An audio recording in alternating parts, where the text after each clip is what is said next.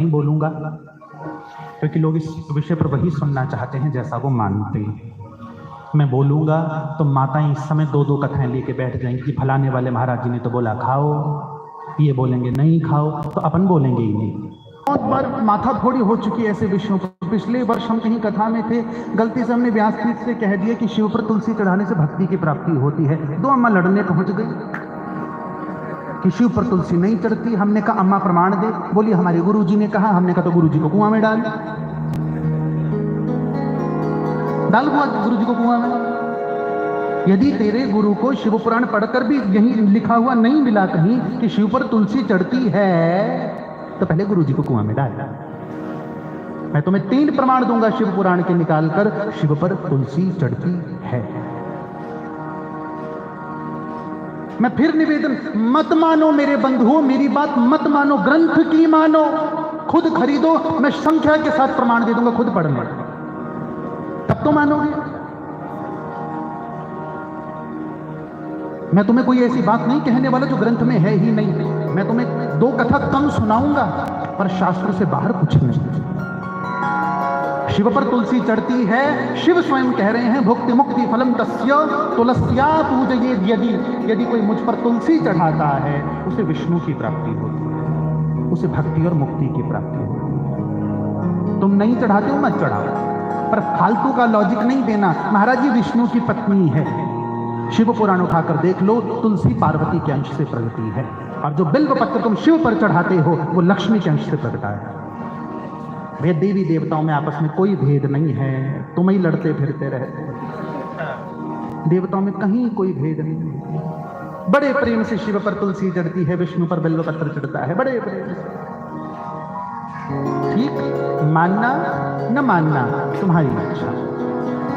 भैया मैं उसे जगा सकता हूं जो सोया है, मैं उसे नहीं जगा सकता जो सोने की एक्टिंग कर रहा है।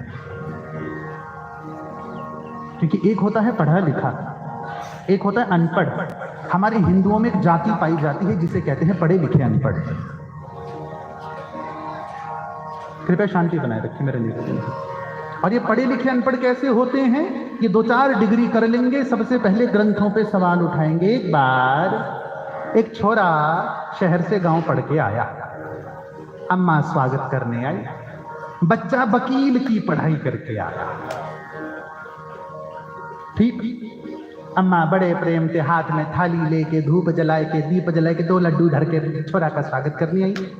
आहा, पड़ोसनी इकट्ठे। अब गांव के लोगों का भाव कुछ और होता है। अपनी पड़ोसनी इकट्ठी किया, बहन मेरा छोरा पढ़ के आया है। माँ ने तिलक किया, लड्डू खिलाने लगी, तो छोरा ने सोचा कि अपनी डिग्री अपनी अम्मा को तो बताऊं मैं। अम्मा मैं तुझे बताऊंगा मैं क्या पढ़ के आया। वाह बेटा बता, मेरी सहेलियां भी देखेंगी तू क्या पढ़ के आया। अम्मा ये कितने लड्डू हैं? अम्मा बोली बेटा स्कूल बिस्कूल तो नहीं गई, 2-4 गिनती जानती हूँ, ये 2 लड्डू हैं। छोरा बोला मैं 3 साबित कर दूंगा। अम्मा बोली छोरा लड्डू है यही 2, तो 3 कहां से? छोरा बोला मैं 3 साबित करके दिखाऊंगा, यही तो पढ़ के आया। क्योंकि बच्चा सोच यार पहला ही केस हार गया तो नाक तो अम्मा के सामने तो नहीं हारना। अम्मा बोली बेटा साबित कर। अब अम्मा की सहेलियां भी खड़ी अगल बगल। छोरा बोला ये लड्डू नंबर 1, ये लड्डू नंबर 2, 2 और 1। मान अम्मा ये 3 है। अम्मा बोली 2 ही है। अम्मा ये 3 है, मैंने सिद्ध कर दिया। अम्मा बोली बेटा तेरा सिद्ध करना मुझे समझ नहीं आया। दोनों में बहस होती रही। अंदर पिताजी खटिया पे अखबार पढ़ रहे थे और काफी देर से पूरा ड्रामा देख रहे थे।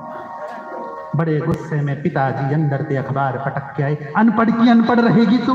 बेटा ने कहा ना 3 लड्डू है, तो मान क्यों नहीं लेती? बेटा बहुत अच्छा पढ़ के आया हूं, 3 ही लड्डू हैं। पिता ने 1 लड्डू उठाया, अपने मुख में रख लिया, दूसरा लड्डू उठाया, पत्नी के मुख में रख दिया। बेटा को कहा जो तूने सिद्ध किया वो तू खा।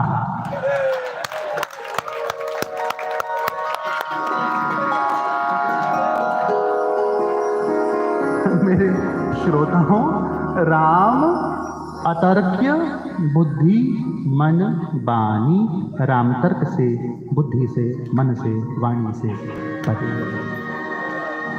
किसी कवि ने बड़ा अच्छा कहा, दिलबर को देखना हो दिलदार बने रहना, हर जख्म सहने को तैयार बने रहना।